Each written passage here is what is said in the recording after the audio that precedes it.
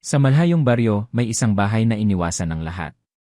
Isang mansyon na hindi mo matatagpuan sa Mhapa, ngunit naroroon lang naghihintay sa mga bagong bisita. Sa gilid ng ilog, nakatayo ang isang lumang mansyon, bulok, natatakpan ng baging, ngunit tila buhay pa rin ang bawat halhigi. Sabi ng mga matatanda, sa loob nito nananatili ang isang babaeng matagal ng patay at ang mga batang hindi kailanman nakalabas. Ito ba ay ordinaryong bahay lang o isang pintuan papunta sa mundo ng mga kaluluwa? Panoorin hanggang dulo at alamin ang madilim na sikreto ng mansyong ito.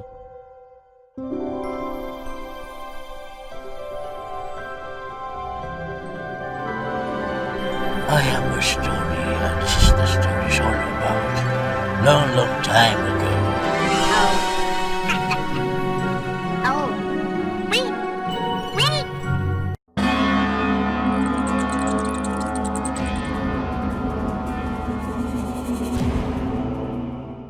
Isang gabi, tatlong vlogger ang nagpasya, si Rico, si Ella, at si Paul, kasama ang dalawang lokal na guide, si Marcelo at ang binatang si Junjun.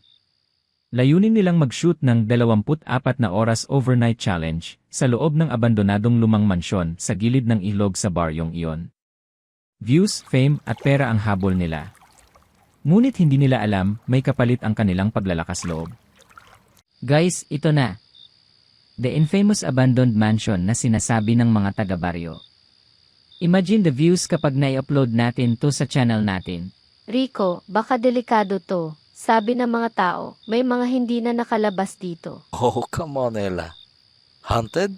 That's perfect for content. Million views agad. Mga iho at iha.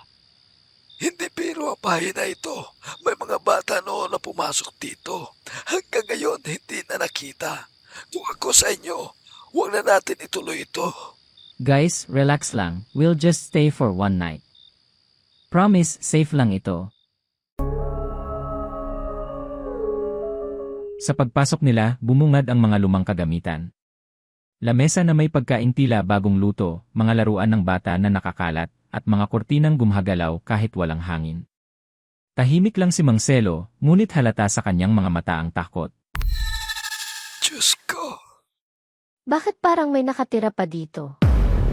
Habang iniikot nila ang bahay, napatingala si Ella.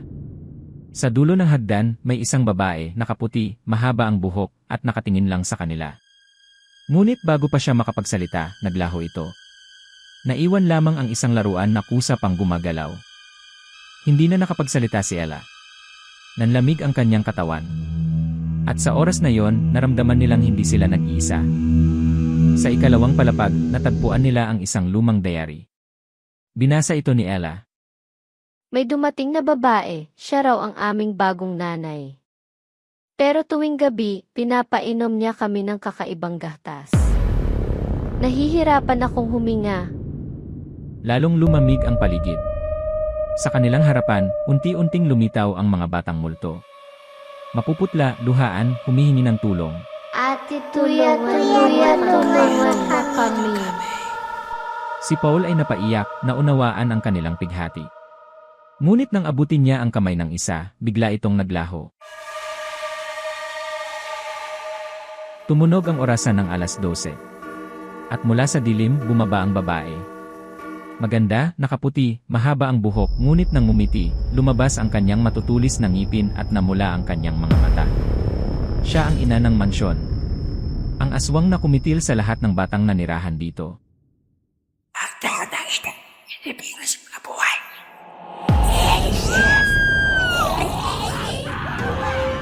Hinabol sila ng nilalang.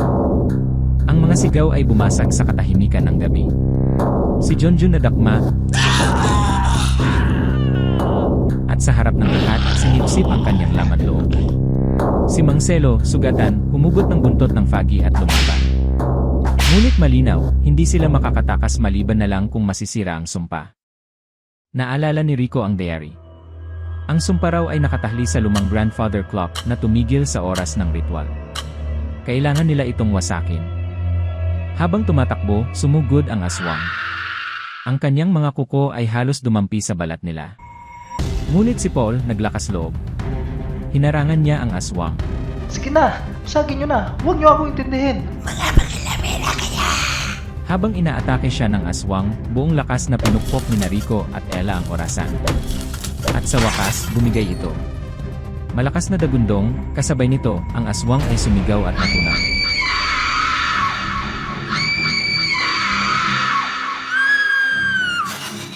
At sabay na lumitaw ang lahat ng kaluluwang bata. Maraming salamat. Isa-isang nagpasalamat bago tuluyang naglaho. Umiilaw ng napakalakas, at sa pagmulat ng kanilang mga mata, 3 na lang ang natira, sina Rico, Ella, at si Mang Selo. Madaling araw na. Ngunit nang lumingon sila, wala na ang mansyon. Isang bakanting lote na lang at mga damo. Sa lupa, nakita ni Ella ang cellphone ni Paul. At sa loob nito, may video na patuloy pa ring nagre-record. Sa footage, makikita si Paul. Masaya, nakaupo sa hapagkainan. Kumakain kasama ang mga batang multo. Ang kanyang balat ay namumutla, ang kanyang anyo nagiging isa na sa kanila.